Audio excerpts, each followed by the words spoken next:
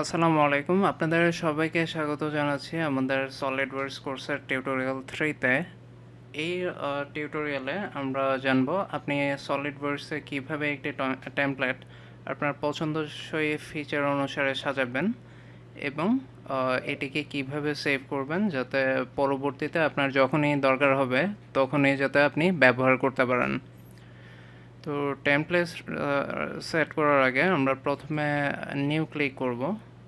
নিউতে এখানে যদিও নো ফিস আপনি চান তাহলে আপনাকে আমরা জেনারেলি হচ্ছে ডকুমেন্ট ওপেন করলে বা নিউ ডকুমেন্ট ওপেন করলে যে উইন্ডোটা আসে সেটিতে আমরা চলে যেতে পারছি। নিউ সলিডওয়ার্কস ডকুমেন্ট, এটিতে পার্ট, অ্যাসেম্বলি, ড্রয়িং এরকম আপনি তিনটা অপশন দেখতে পান। এইখানের যে অ্যাডভান্সড এটি যখন আপনি ক্লিক করবেন তখনই আপনি টেমপ্লেটস দেখতে পারবেন। এগুলো হচ্ছে এক্সিস্টিং বিভিন্ন টেমপ্লেটস শো করছে।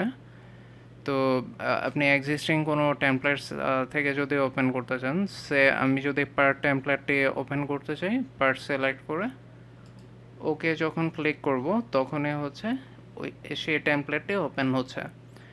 এখন ধরুন আমার এই টেমপ্লেটের যে ব্যাকগ্রাউন্ড, হোয়াইটিশ ব্যাকগ্রাউন্ড, এটা আমি চেঞ্জ করতে যাচ্ছি এবং আরও নেসেসারি কিছু চেঞ্জেস আমি আনতে যাচ্ছি।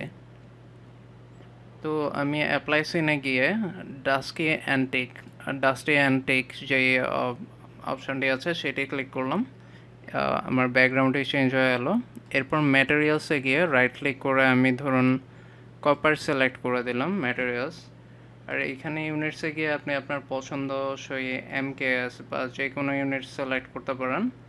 আমরা জিএস এটিতে রাখলাম, বা আপনি চাইলে এমকেএস ইউনিটেও রাখতে পারেন। তো ধরুন আমরা এমকেএসে রাখলাম। এখন আমি চাচ্ছি এই যে অপশানগুলো চেঞ্জ করলাম এটার সাপেক্ষে আমি একটি টেমপ্লেট সেভ করব। তো আমি প্রথমে অপশানসে যাব, ক্লিক করলাম অপশনসে। তো সিস্টেম অপশনস দেখাচ্ছে।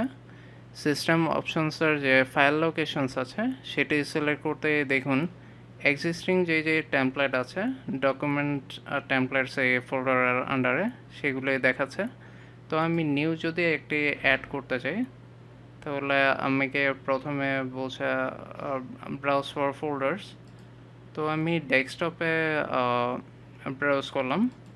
আর আমি ডেস্কটপের যে আমার এক্সারসাইজ ফাইলস টেমপ্লেটস যে ফোল্ডারটি আছে সেটি আমি সিলেক্ট করলাম। সিলেক্ট করে ওকে দিলাম।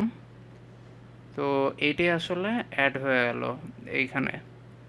তো এখন আমি ওকে দিলাম। এখানে আমাকে বলছে সলিডওয়ার্কস থেকে একটা উইন্ডো এসেছে, would you like to make the following changes to your search paths. তো আমাকে জিজ্ঞেস করছে আমি পাথে অ্যাড করতে চাই কিনা। তো আমি ইয়েস দিলাম এবং এটি পাথটি ক্রিয়েট করে ফেললো। এখন আমার যেটা করতে হবে, আমি ফাইল অপশনে যাব, ফাইলে গিয়ে সেভ অ্যাজ ক্লিক করব। ক্লিক করতে এই উইন্ডোটি আসছে।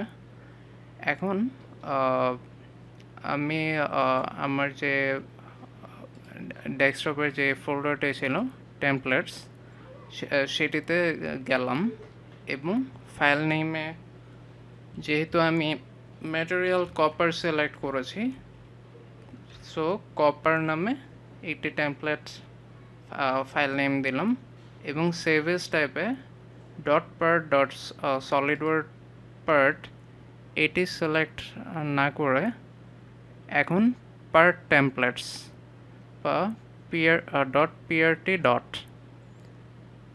এই ফাইলটি সিলেক্ট করলাম। আপনারা পার্ট টেমপ্লেটস এই টাইপের ফাইল যখন সিলেক্ট করবেন এটি তখন সেভ দিলেই এখন টেমপ্লেট ফাইল হিসেবে থাকবে। এখন আপনি যদি এই ফাইলটি আবার ইউজ করতে চান তাহলে যেটি করতে পারেন অপশনসে যেতে পারেন। এরপর ফাইল লোকেশনসে দেখুন যে আপনার এই ডকুমেন্ট টেমপ্লেটসের আন্ডারে এটি শো করছে এই ফাইলটি। আমরা এটাই আসলে ক্রিয়েট করেছিলাম অলরেডি। ক্যান্সেল দিয়ে এখান থেকে বের হয়ে গেলাম। এখন আমরা যেটি করতে পারি, ধরুন যদি লগ আউট করে ফাইল থেকে এক্সিট করে বের হয়ে যাই, এই যে দেখুন আমাদের যে টেমপ্লেট ফাইলটা, সেটা অ্যাকচুয়ালি এই জায়গার, এবং আমরা যখনই সলিডওয়ার্কস ওপেন করছি,